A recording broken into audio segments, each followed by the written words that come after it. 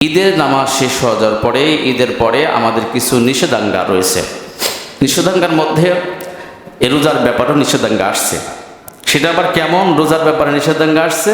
হ্যাঁ, আল্লাহ রসুল বলেছেন পাদমনিয়া সিয়াম, তোমাদের জন্য সিয়াম রাখা নিষেধ।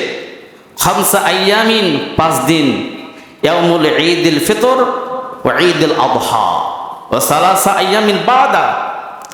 আল্লাহ রসুল বলেছেন যে বছরে 5 দিন রোজা রাখা নিষেধ। 5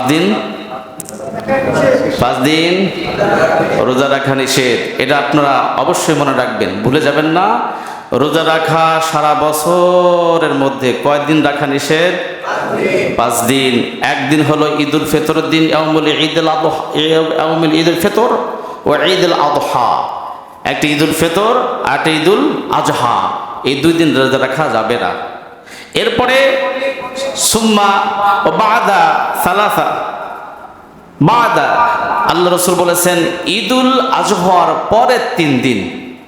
আমি আরো ক্লিয়ার বলেছি, শাওয়াল মাসের প্রথম দিন অর্থাৎ ঈদুল ফিতরের দিন, জিলহজ মাসের 10, 11, 12, 13, কয়দিন হলো মোট 5 দিন।